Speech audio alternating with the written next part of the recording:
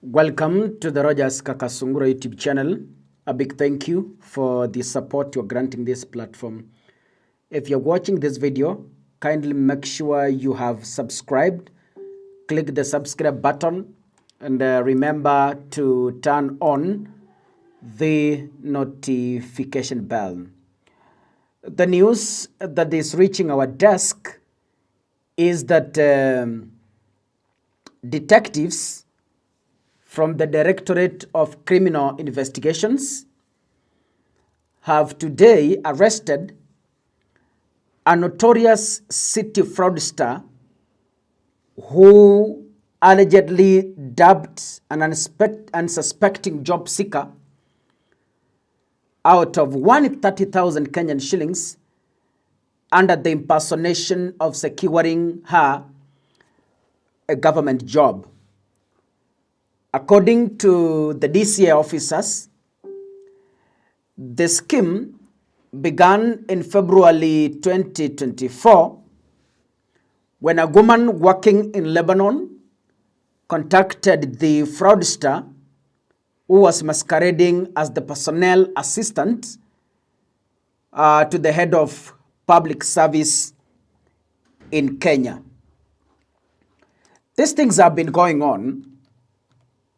And online job scammers have been rampant in Kenya, and our people always fall into it without knowing that those are fraudsters. According to the DCI page, the detectives arrested Abraham Kimeli, a notorious fraudster who duped an unsuspecting job seeker by masquerading as the personal assistant to Felix Koskei.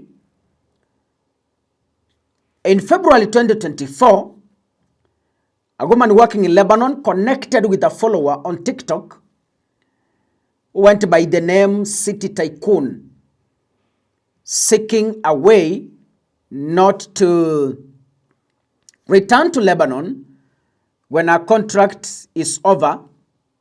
She asked the alleged city tycoon for help in securing a permanent job back in Kenya. What followed was a web of deception that will ensnare any unsuspecting victim.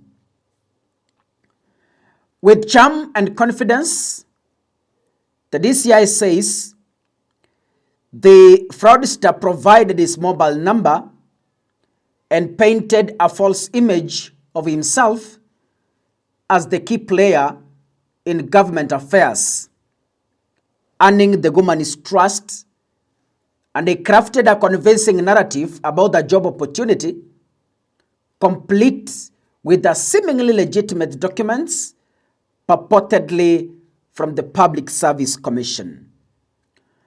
As the fraudster continued his deceitful game, he began demanding facilitation fees, which prompted the woman to enlist her employer's help in sending money through the Western Union.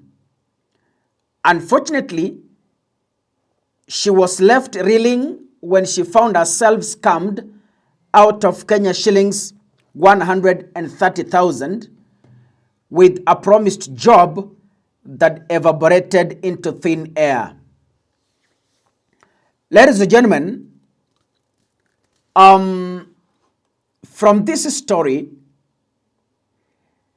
I think you heard a few days ago that a number of young people have been conned. Millions of shillings from the ongoing William Ruto's program of recruiting young people to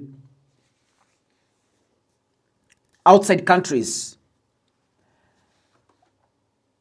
The latest incident, this one, has come barely a month after detectives also arrested two suspects in Eldoret for allegedly dubbing more than 100 young people through a fake recruitment agency that promised them jobs abroad.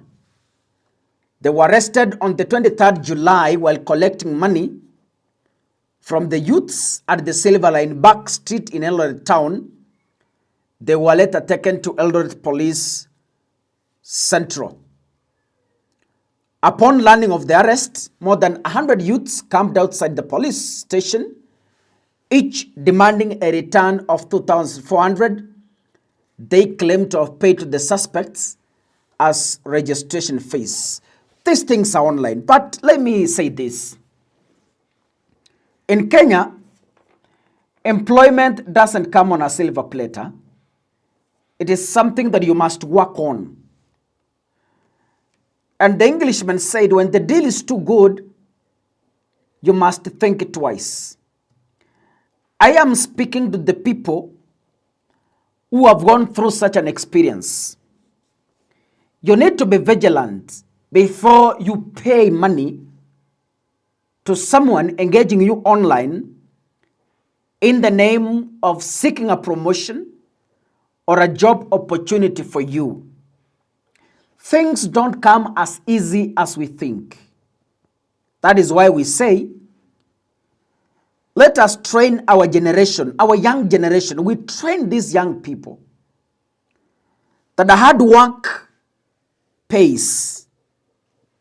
Shortcuts leads to destruction. And richness is not acquired, it is built.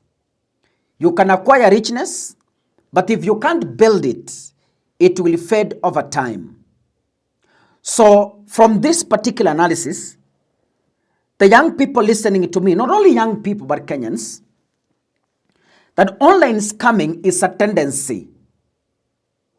You heard someone selling fake tickets, and after reaching 8 million Kenyan shillings, the fake website went down, and that is how that individual escaped with 8 million from innocent Kenyans. Online is so dangerous if you cannot be very careful and if you cannot first seek an advice before you move into such engagements. Watu wengi wamepoteza pesa online, and I know you cannot be able to tell us, but deep down in your heart as I'm speaking, you've lost money online. You've lost thousands of shillings online. Some have lost up to millions. Be very careful.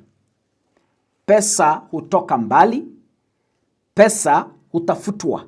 And so, hakuna mtu Kenya hii au katika dunia hii ambaye atakupatia kazi just like that.